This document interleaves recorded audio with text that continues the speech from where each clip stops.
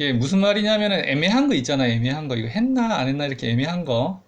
가장 건강한 마음의 상태는 애매한 것은 애매한 채로 둘 수 있는 게 제일 좋아요. 근데 강박증이 있는 분들이 그게 잘 안 되죠. 강박증이 있다는 것은, 저희 기준으로 강박증이 있다는 것은 어떤 성격적인 경향성을 가지고 있는 분들을 이야기하냐면, 애매한 걸 잘 못 참아요. 다 분명해야 되고, 애매한 상태를 못 견뎌요. 애매한 게 하나 생기면 그걸 어떻게든 해결을 해놓고 딴 일을 할 수 있는 경향성을 가진 분들이 많아요. 네, 제가 그걸 올려놨거든요. 강박증 끝내기에. 근데 그게 이제 왜 중요하냐면은, 지금까지 학생이 계속 교육받고 공부받아온 것은 이제 답을 고르는 거였잖아요. 정답이 있고, 답을 골라야 되고, 확실하게. 그런 교육을 받았기 때문에 애매한 것을 내가 참기가 좀 어려워요. 그런 교육 과정을 지나왔기 때문에. 왜냐면 항상 정답이 있고, 가장 옳은 답을 찾아내야 되고, 이러한 과정을 겪어왔잖아요. 근데 이제 우리 현실에 들어오면은, 현실에는 답이 없는 문제도 많아요. 우리 현실 생활에는 지금 생각으로 고민하는 것처럼 내가 했나 안 했나 이렇게 애매한 것들이 많고, 근데 만약에 그렇게 애매하고 불분명한 것들을 애매한 채로 내가 만약에 내버려 두지 않으면, 그런 애매한 문제를 하나 탁 만나게 되면은 거기에 걸려서 다음으로 나아가지를 못해요. 다른 일을 못한다고. 그래서 어떤 능력이 중요하냐면, 현대를 살아가기 위해서는 어떤 능력이 필요하냐면, 애매한 것을 애매한 채로 내버려 둘 수 있는 능력, 기술. 이거는 지금 나한테 왜 이게 부족하냐면, 그걸 연습을 안 했거든. 오히려 나는 자꾸 뭔가 분명하게 하려고 그러고 확실하게 하려고 그러고 계속 그걸 연습했잖아요, 지금까지. 그 변화는 어떻게 생기냐면은, 사람은 누구나 다 자기 나름대로 최선의 삶을 살아요. 저는 제가 선택할 수 있는 최선의 선택을 하고, 세상에 어느 누구라도 차선을 선택하는 사람은 없어요. 어쨌든 그 순간에는 내가 이게 최선이기 때문에 내가 그걸 선택을 한다고.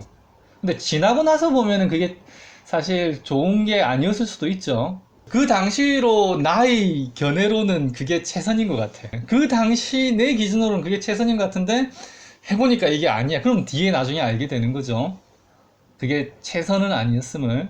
그래서 이 얘기를 왜 드리냐면, 사람은 누구나 다 최선의 선택을 하는데, 나의 지혜의 한계 때문에, 내가 가진 그런 지혜는 사실 지금 현재 저희 지혜도 온전히 지혜로운 건 아닐 거잖아요. 만약에 제가 온전히 완벽한 지혜를 갖추고 있다면 사는데 전혀 걸림이 없어야 되잖아요. 근데 그렇진 않거든요. 그래서 뭔가 부족한 것이 있으면은 그것을 좀 이제 보완을 해서 좀 더 지혜를 업그레이드 시키면은 전에는 해결 못했던 문제가 좀 더 해결하기가 쉽고 뭐 이런 식으로 변할 수가 있어요. 애매한 것을 내버려 두는 것도 지금 이제 배워서 알게 되었잖아요. 그래서 공부의 주소는 일단 모르는 개념을 일단은, 저게 내가 전에 해왔던 방식보다는 좀 더 좋은 것 같아. 좀 더 저 방식으로 하는 게 좀 더 지혜로울 것 같아라고 아는 게 처음 할 일이에요. 두 번째는 뭐냐면은 그 아는 걸 이제 내가 해보는 거예요. 생활 속에서 예를 들어서 애매한 것을 애매한 채로 두는 걸 내가 한번 해보겠다 그러면, 생활 속에서 뭔가 애매한 상황을 만났어요. 그걸 내가 어떻게 했지? 그 뒤에 생각이 안 나. 라는 생각이 이제 들었단 말이야. 굉장히 애매하고, 어떻게 했지? 나는 지금 애매하니까 어떻게든 내가 상상을 해서라도 막 결론을 내려고 한단 말이야. 그러한 나를 발견했을 때, 이게 애매한 문제고, 내가 결론을 뭔가 이게 자꾸 상상으로라도 결론을 내가 확정 지으려고 하구나. 이거는 별로 좋은 것 같지 않아. 라고 내버려 두고 나 일상생활을 하는 것이 좋은데, 이제 문제가 뭐냐면, 뭔가 할 일이 있어야 돼요. 할 일이 있어야 그 생각을 내버려 두고 나의 할 일에 집중을 할 수가 있거든요. 할 일이 없으면 어떻게 되냐면 자꾸 생각이 빠진단 말이에요. 그래서 오늘 상태가 만약에 안 좋았다면 어쩌면은 좀 시간이 좀 많았을 수도 있어요. 그러면은, 왜냐면 보통은 이런 이제 그런 어떤 생각을 다루는 연습이 충분히 안 된 경우에, 보통은 생각이 많으면 망상적인 생각에 빠지는 경우가 많아요.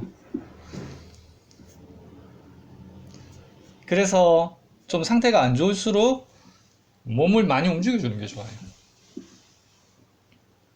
그러니까 뭐 운동을 한다든지 좀 시간이 좀 많이 난다면 운동 계획을 좀 빡세게 힘들게 등산을 한다든지 하여튼 좀 힘들게 운동 계획을 세우거나 아니면 제일 좋은 거는 좀 아르바이트 같은 거 몸을 쓰는 일을 하는 거 요즘 같으면은 그 뭐 택배 일 알바로 할 수 있는 택배 되게 일이 힘들거든요. 그런 거 하는 것도 괜찮아요. 그런 꼭 그게 아니더라도 그 정도의 어떤 강도가 있는 몸을 쓰게 되면은 이 생각이 몸이 힘들면 생각이 들어올 틈이 없어요. 몸을 쓰는 알바를 하면 정말 좋아요. 요즘 좀 코로나 시국이 돼가지고 그런 게 좀 구하기가 좀 힘들 수는 있는데 근데 이제 주의할 게 뭐냐면 몸을 힘들게 쓰면은 그 일하는 동안은 생각이 굉장히 많이 줄어들어요. 왜냐면 일해야 되니까.